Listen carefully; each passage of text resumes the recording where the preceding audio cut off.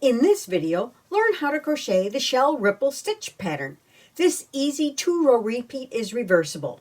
The right side has little puffs along the ripples and the back side flaunts distinctive ridges. While this stitch can be crocheted all in one color, the ripples really stand out when 2 or more colors are used. The sequence of colors is the perfect partner to accentuate the texture and create visual interest.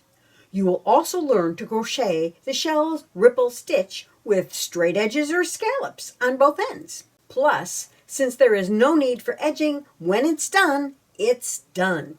The companion pattern is available by following the link in the description below. It includes calculations to make 4 different sizes of throws. We're going to start our shell ripple stitch pattern with a slip knot, and then we're going to chain 44. That's a multiple of 7 plus 2. I'll meet you then.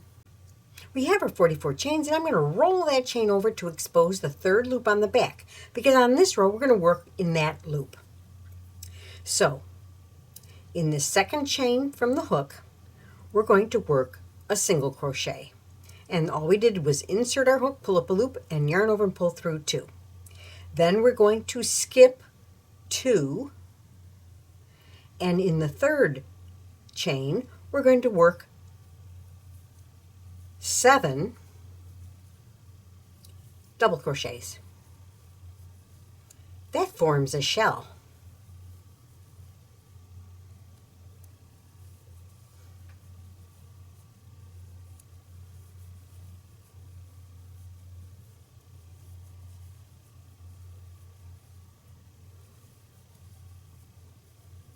Now, if you noticed, the shell stretched out that chain, so we're going to stretch it back.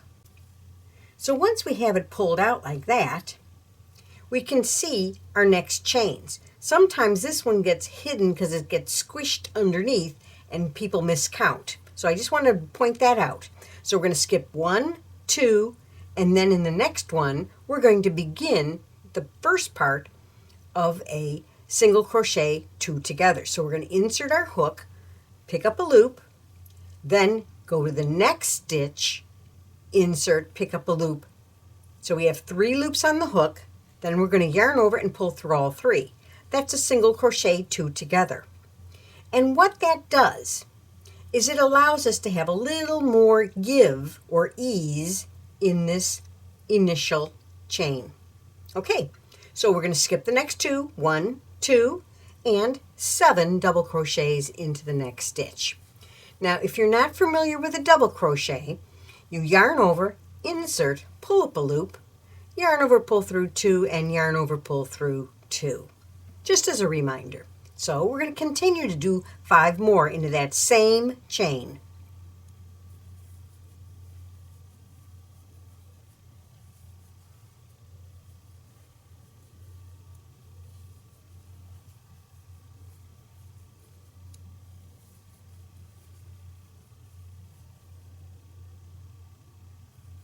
One more. There we go. Then we're going to pull it back again to make sure I don't miss that stitch. Skip that one, skip the next 2, in other words this one and this one. Over the next 2, we're going to work a single crochet 2 together again. Skip the next 2, 1, 2, and we're going to repeat this all the way to the end. I'll meet you there so you can see what it looks like.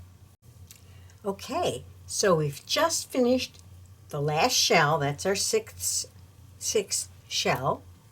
Now we're going to skip the next 2, and that leaves us 2 more where we're going to work our final single crochet 2 together.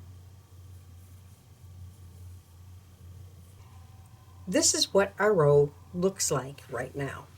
We have a single crochet at the beginning, and we go and make 6 shells, and I put a single crochet 2 together in the end.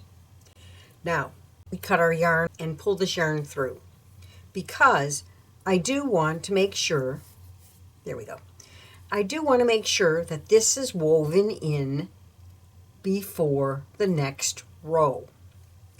Now, one of them I'm going to weave in along the bottom edge. That one I can leave. But the other one, I do want to weave in along the top edge. So this is the right side of the last row because I can see both loops at the top of the double crochets. So what I'm going to do is I'm going to turn it, and I'm going to weave in my end right along the back loop.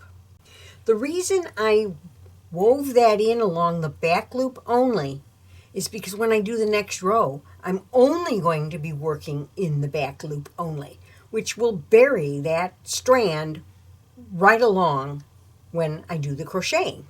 So I'm going to change my colors at this point, and I've already turned my work so that the back side of the last row is facing me. Here's my last stitch, which is a single crochet two together, and I'm inserting my hook, and I'm giving myself a generous yarn tail and pulling that loop up. And then with both the feeder yarn and the yarn tail, I'm chaining 3 to represent the first double crochet of the next row. The reason I do it that way is then I have half my work done in weaving in that end. I still have to weave it in a little, but not so much. I'm going to yarn over, and I'm going to work incomplete double crochets in the next 3 stitches. And how you do that is you yarn over, insert, pull up a loop, yarn over, pull through 2, hold that last loop. Don't yarn over and finish that double crochet. I'm reserving that last loop. Then I'm going into the next back loop, yarning over, going into the next back loop, pull up a loop, yarn over, pull through 2. I'm reserving the next one. Another incomplete double crochet, yarn over, insert into the next one, pull up a loop, yarn over and pull through 2. Now I have 4 loops on my hook, and I'm going to yarn over and pull through all 4 of those loops to close that up. And I'm going to chain 3. 1, 2, 3. And the reason I chain my 3 is because I'm going to jump over to the very next stitch, and that's about the height of those double crochets. So technically what you did was you did a chain 3 at the beginning, and then you did a double crochet 3 together, and then chained 3. Now we're going to work a single crochet, but we're going to work into the back loop. And if we do that, that's appropriate. If you want, you can do it that way. We're just working a single crochet in the back loop.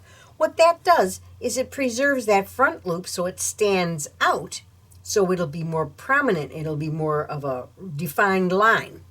But I'm going to show you a different way to do that single crochet, because I like to have a little more substance so it doesn't pull when I put a shell on top of it. So I want you to see exactly what I'm doing up close and personal. So I want to make sure that I preserve that front loop so it has a nice ridge right along that. That's part of the fun of this particular stitch pattern. So I'm going to insert my hook into that back loop, but I'm also going to go right below it and pick up one of those cross bars on the double crochet. And I'm going to complete my single crochet in that way. Now, from the other side, this is what it looks like. It doesn't look any different. But on this side, it preserves that ridge. But it also, because I picked up that extra loop, it made that sturdier.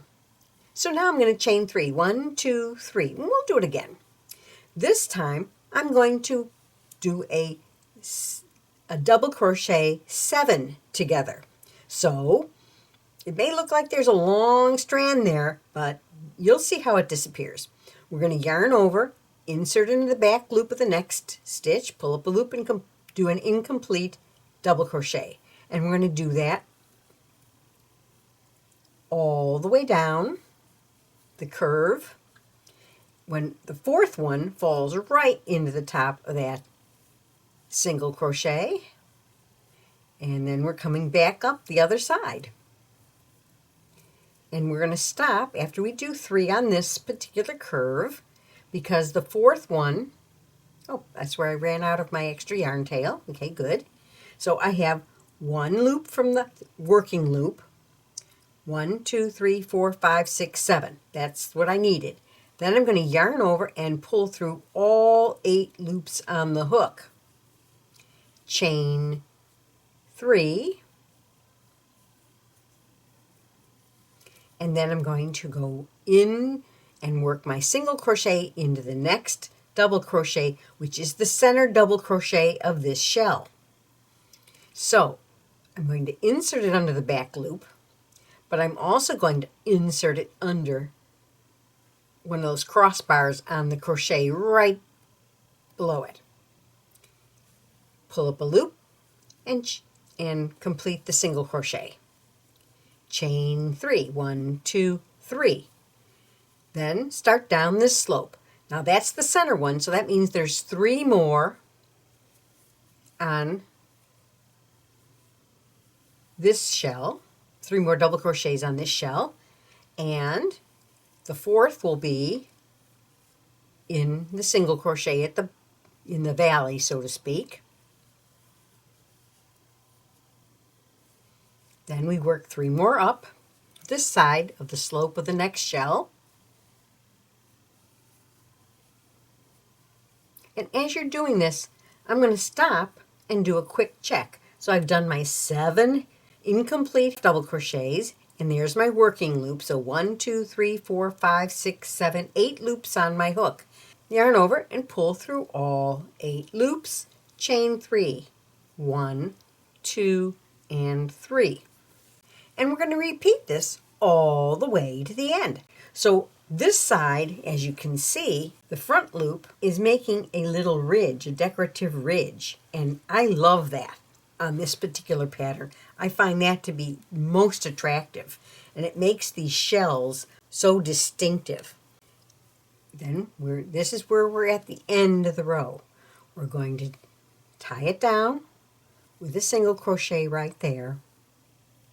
But this time we don't have enough stitches to go any further. We can only go down a few stitches. So we're going to do our chain 3, and we're going to do a double crochet 3 together like we did at the beginning of the row. That's 2, here's 3. Now we yarn over it and pull through all 4 loops on the hook. So now we put a double crochet in the very last stitch on the end, and that completes this row. And see how nice that edge is, nice and straight? Now we're going to add shells on the next row. So we're going to turn. But let me warn you, you want to make sure this end gets woven in before you get to the other side. Now we're going to go on to row 2 of pattern. Row 1 and row 2 are always in the same color. I chain 1 and turn. Now I'm going to work my first single crochet right into that center eye. It looks like a little eye. Then I'm going to skip my 3 chains, and I'm going to simply work 7 double crochets under both loops, the top 2 loops of the single crochet. So that's my first double crochet, 2. Then I just skip my next 3 chains and I go right into the eye and work another single crochet. And you are going to repeat this sequence all the way to the end. I'll meet you then. And how we finish it off is we work 1 single crochet right into the top of the last double crochet. So now you can see how we've just gone up and down. It's a 2-row repeat, and we're going to repeat these same 2 rows, but of course we do need to cut our yarn, weave our end in, and then turn our work, and then repeat these 2 rows. So I've crocheted a bit, and now you can see the beautiful pattern. Here's my foundation down here, and then my 2 rows of 1, 2, 1, 2, 1, 2, and so on all the way up. And you see how nice the edges are? They don't have to be finished anymore. They're perfect as is. If you want scallops on the ending edge, you end after row 2. If you want a straight edge here, you end after row 1, and I would put an extra row, a single crochet across, just to support those edge stitches. But the first row has only a straight edge. So if you want a scallop, you want to return to the right side of the first row and insert your hook in the end stitch. Now it can be a little bit tight because we wove in some ends here.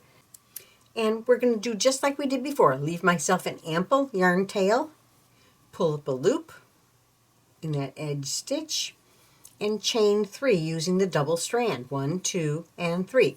Pull that through because we'll weave that in later. Now what we're going to do is we're going to work 3 more double crochets into the very same space in that end stitch. That's 1. Here's the second one.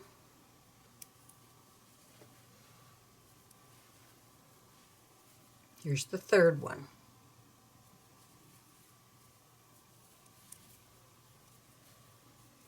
Then we're going to jump over to the center of the shell of the first row and work a single crochet. Then we're going to jump over to the single crochet 2 together. And what we're going to do is we're going to place it right in between. So we're going to put a shell right there. 1, right in the center. 2, 7. Then we're going to jump over to this center and work a single crochet there. Let me finish this and then I'll show you what it looks like, and you get the idea. Now we're going to jump over to the last shell in the row and work our single crochet. But we don't want to do a full shell over here because it would overlap the edge. So we're going to do a half shell. So at the very end, in the very last stitch of that row, we're going to get a little bit of structure there, keep a little structure by going under 2 loops. We're going to work 4 double crochets. And the last one I'm going to put right in the base of where that pink stitch came out. There we go. And that concludes that. So there is our beginning row with a new scalloped edge. I hope you enjoyed watching this video. Please take a moment to subscribe and ring the bell to receive notifications of upcoming videos and events. Happy crocheting!